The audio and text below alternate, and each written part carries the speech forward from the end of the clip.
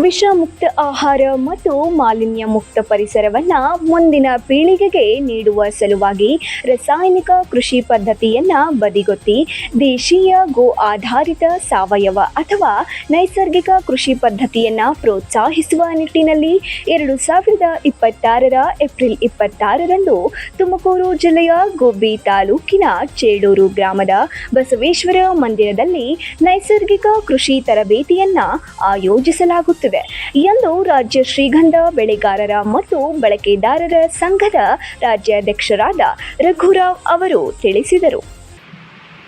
ಇವರಿಗೆ ಮತ್ತೆ ಚೋಳೂರು ವೆಂಕಟೇಶ್ ಅವರಿಗೆ ಕೃಷಿ ಪಂಡಿತರು ಅಂತ ಹೇಳ್ತೀವಿ.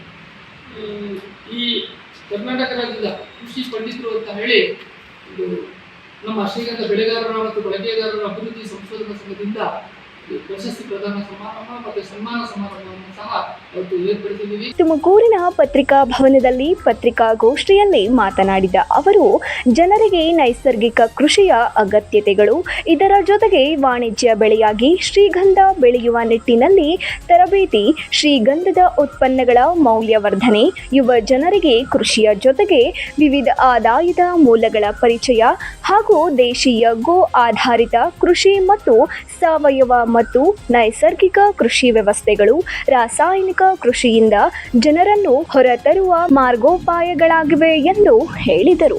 ಇದೊಂದು ಕರ್ನಾಟಕ ರಾಜ್ಯಕ್ಕೆ ರೈತರಿಗೆ ಎಲ್ಲರಿಗೂ ಅನುಕೂಲ ಆಗಲಿ ಅಂತಕ್ಕಂಥ ದೃಷ್ಟಿಯಿಂದ ಮಾಡಿರ್ತಕ್ಕಂಥ ಪ್ರಾಜೆಕ್ಟ್ಗಳಾಗಿರೋದ್ರಿಂದ ಮುಂದಿನ ದಿನಗಳಲ್ಲಿ ಕರ್ನಾಟಕ ರಾಜ್ಯದಲ್ಲಿ ನೈಸರ್ಗಿಕ ಕೃಷಿ ಆರೋಗ್ಯಕ್ಕೋಸ್ಕರ ಮನುಷ್ಯನಿಗೆ ಬೇಕಾಗಿರ್ತಕ್ಕಂಥದ್ದು ಒಂದು ಆರೋಗ್ಯ, ಇನ್ನೊಂದು ನೈಸರ್ಗಿಕ ಆಹಾರ ಆಗಿರೋದ್ರಿಂದ ತದನಂತರದಲ್ಲಿ ನಾವು ಏನೇನು ಮಾಡ್ಕೋಬೇಕು ಇರೋದ್ರಿಂದ ತಮಗೆಲ್ಲರಿಗೂ ಈ ಕಾರ್ಯಕ್ರಮಕ್ಕೆ ಸ್ವಾಗತ.